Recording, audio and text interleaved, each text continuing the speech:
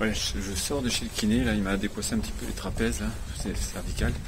Bon, il discutait pas beaucoup, pas trop sympa, mais bon, finalement, après la fin, ça a été. Il a bien débloqué le truc, et donc maintenant, service médical pour le bilan. Ah oui, au niveau du kiné, donc on dit que c'est gratuit, finalement j'ai rempli un tableau à la fin, et puis il fallait donner la Ligue, donc je pense que la facture elle est envoyée à la Ligue, donc désolé la Ligue d'Occitanie, je vous ai coûté une séance de kiné. Voilà, bon, merci. Hein.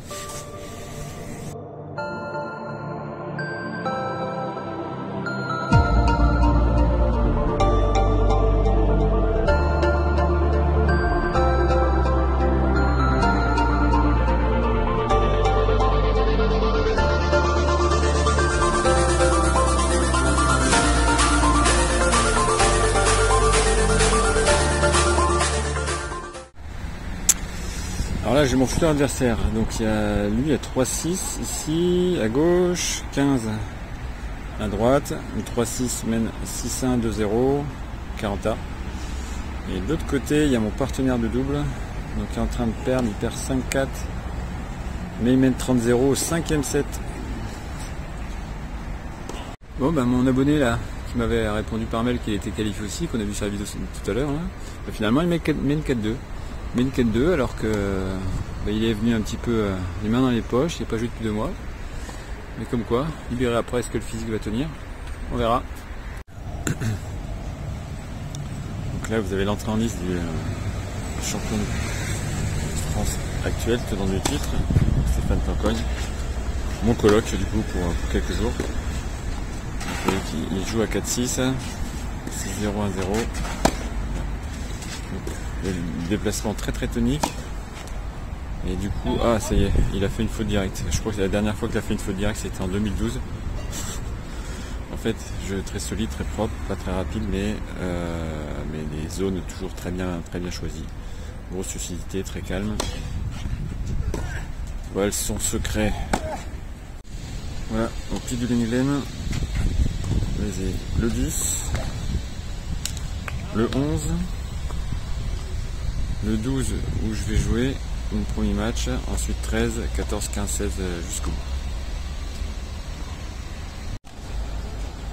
80 ans.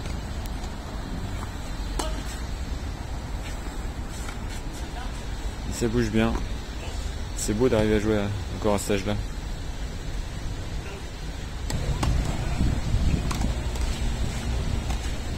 Alors catégorie 80 c'est la dernière en fait, donc ça veut dire que si vous avez 95 ans, vous êtes avec des 80 qui ont 15 ans de moins, donc c'est un peu rude quand même. Mais bon, après il y a peut-être plus grand monde à 95 qui joue au tennis. Hein. Allez c'est parti, jour de match numéro 1, donc 8e de finale, je joue à 3-6 qui a battu un 15, 1-6-4. Donc voilà, je suis passé déjà au stade ce matin voir mon pote Stéphane. Donc qui a gagné 4-6, 6-0, 6-1. Ouais, donc il a bien maîtrisé le truc. Et donc voilà, très solide comme d'habitude. Donc voilà. Donc moi là, le stress commence un petit peu à monter, mais c'est une bonne chose. Le stress, ça veut dire que le corps se prépare. Et donc c'est à moi après de gérer pour que le corps aille dans le bon sens. C'est-à-dire que ce corps qui se prépare, ça parte après dans le combat et pas dans la crispation. Donc voilà, donc on va réveiller un petit peu le cerveau, petit entraînement à 12h30, match pas avant 13h, certainement plutôt 14h je pense. Donc voilà, petit repas vite fait à 11h30 pour avoir le temps de digérer, puis après on va regarder les autres matchs. Bon, j'espère que ça va passer. Donc là les ambitions ont un petit peu changé, les dernières j'étais là en mode je découvre. Donc maintenant on va essayer de faire quelque chose encore un peu mieux que les dernières. Donc voilà, sans se mettre de pression, d'être ambitieux sans pression. Et puis on verra ce qui arrivera. De toute façon, on ne maîtrise pas tout. Et voilà, donc on verra bien. Allez, premier match passé, sans trop d'encombre, mais bon, c'était un petit peu tendu. Ouais, il y a toujours difficile le premier match pour rentrer dans un tournoi, surtout quand on sait les efforts qu'on fait pour venir à les kilomètres. Donc voilà, un galère réunion bien sympa. J'ai hésité à interviewer, mais j'ai pas aimé. Je me suis dit bon, c'est le vainqueur qui fait parler sa victime. Dites-moi dans les commentaires ce que vous en pensez, si ça fait pas trop prétentieux, arrogant d'interviewer celui qu'on bat. Gars de la Réunion, sympa, je sais pas si c'est tout sympa, en tout cas coucou à la Réunion. Et donc voilà, toujours difficile à rentrer, lui il a fait un super échauffement, puis après il s'est tendu un petit peu, heureusement ça m'a aidé. Donc voilà, donc travail beaucoup sur l'activation, sur la relaxation, beaucoup sautiller pour essayer de détendre et puis de rassurer le corps que c'est pas grave ce qui se passe, hein. C'est juste un match de tennis. Et puis du coup finalement ça s'est délié, je n'ai pas très bien joué. Par contre j'ai bien servi, donc du coup là je l'ai bien calmé pour les jeux de retour. J'ai empêché de lui donner de l'espoir. Donc voilà, travaillez votre service, hein, franchement ça aide, ça permet d'avoir des points gratuits, ça permet de prendre une position du point. Donc voilà, les services c'est facile à travailler, hein, on peut le faire vraiment tout seul. J'ai fait plein de vidéos là-dessus pour améliorer le service, vous pouvez le faire tout seul et c'est hyper important. C'est quand même la moitié du temps, c'est quand même nous qui servons, quoi. Donc voilà, donc du coup ensuite gestion, on va rentrer parce qu'on va se reposer, parce que c'est toujours usant un petit peu des matchs comme ça, les allers-retours, bosser un peu pour faire le montage pour le film. Et puis pour la vidéo, et puis demain on a demandé à jouer assez tôt le matin parce qu'il y a les doubles qui commencent aussi. Donc le double l'après-midi, priorité sur les simples, donc ils sont le matin, les doubles l'après-midi. Et on a demandé au joueur arbitre de ne pas aller faire trop tard parce qu'il y a la finale Montpellier-Castres au Stade de France. Et donc du coup on a pris un petit billet, quitte à venir. Comme je suis de Montpellier, enfin on est 3 de Montpellier, là tous les 3 à 2,6 aussi, 2 à 50 et 1 à 45. Voilà, on va se faire une petite sortie au Stade de France qu'on ne connaît pas. Donc voilà, grève de RER évidemment, donc ça va être sympa encore. Il va falloir passer par le métro. Tout le monde va y passer, donc ça va être le bordel, évidemment. Donc voilà, et puis quelques petites courses parce que du coup le séjour peut continuer un petit peu. C'est toujours difficile, on ne sait jamais quand est-ce que ça se termine, donc du coup au niveau des courses, il faut en faire régulièrement. Donc voilà, je vous partage ma petite vie de semi-pro, simili-pro en fait, faussement pro pour quelques jours en fait. Donc voilà. Donc là vous avez Stéphane Grolier, c'est lui qui m'a battu en demi-finale, qui était finaliste l'année dernière.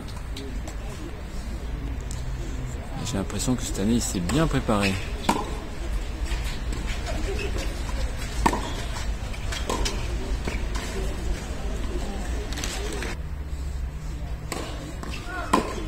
Agressif, il bouge bien.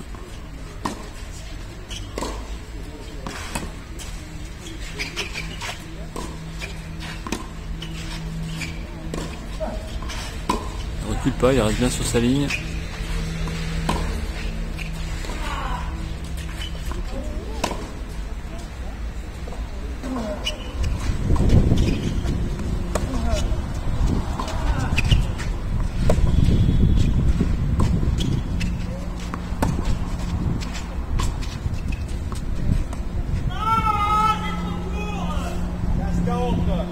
Du coup mon adversaire 2-6, très grand, pas bon déplacement a priori, donc il va falloir que je l'emmerde à faire des petits balles courts croisés, avec mon lift de coup droit ça pourrait servir, avec mon chip de revers aussi.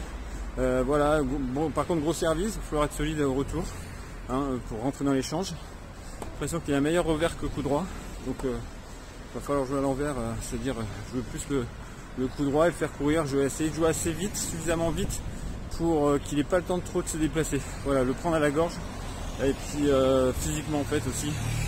Donc on va réfléchir à tout ça.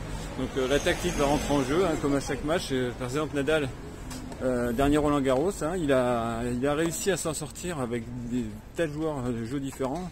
Roger Alassine, Djoko, Zverev, bon même si c'est fini par blessure, il l'a quand même tenu. Donc il y a la tête aussi, hein, mais il y a aussi la tactique, il joue pas pareil suivant les joueurs. Donc là ça va être la même chose. Je vais servir certainement, essayer de servir avec beaucoup d'effets pour faire monter, parce qu'un gars qui joue d'habitude en intérieur sur rapide, donc il a juste un peu à s'installer, qui a l'habitude d'avoir les balles au niveau de la hanche. Donc là on va essayer de jouer au genou avec un chip bien glissant, on va essayer de jouer à l'épaule avec un lift bien haut, et pareil du kick au service. Donc, pour l'emmerder et puis le faire sortir de sa zone d'excellence en fait. Voilà, essayer en prenant le radar, hein, en faisant un radar sur lui, c'est-à-dire en voyant où il était bien, bah justement je vais éviter d'y jouer là où il est bien, et puis je vais jouer que là où il n'est pas bien en fait. Hein. Donc voilà, on va mettre ça en place pour demain. Et puis bah, on va essayer de bien se relâcher, bien se détendre, et puis pour avoir une bonne qualité de frappe, et puis jouer suffisamment rapide, ce qui n'a pas été le cas là. Premier match, toujours un peu tendu, difficile hein, de pouvoir relâcher le bras. Et heureusement, à la fin du match, il s'est bien accroché, il a tenté des choses, mon adversaire, là, du jour, ce qui m'a obligé il m'a bousculé, donc c'est bien, ça fait rentrer dans le tournoi. Donc c'est important pour la suite, hein. Tout compte, hein, vraiment tout compte quand on veut performer. Il y a tous les détails qui comptent, même si on ne faut pas donner d'importance trop aux détails, mais on sait que il y a des choses qui font que les planètes s'alignent, en fait. Voilà. Allez, donc l'après-midi est pas trop entamé, 15h40, donc voilà, j'en profite pour réviser les cours de l'Académie de la haute performance. Donc c'est un programme de réparation mentale, je n'appelle pas ça de la préparation mentale, mais vraiment de la réparation mentale. Ça permet d'être bien aligné, d'avoir le conscient et le subconscient qui partent dans la même direction, ça permet de mieux contrôler les émotions, de mieux comment dire, diriger votre corps et vraiment lui faire confiance, laisser faire. Donc bref, c'est un programme on pourrait dire de préparation mentale, mais c'est vraiment plus que ça. Donc voilà, j'en profite, il y a un peu de temps pour continuer à réviser. Voilà, et toujours essayer de trouver les petits détails qui vont faire que on va être bien et puis qu'on va être performant, parce qu'on n'est pas là pour rigoler non plus, hein. Même si on le fait dans la bonne humeur, on est là quand même pour gagner. Voilà, donc formez-vous tout le temps. Même si j'ai 50 ans, j'ai le DE depuis un bout de temps, on continue toujours de se former, parce que je suis sûr, c'est qu'on ne sait pas tout. Donc faut continuer.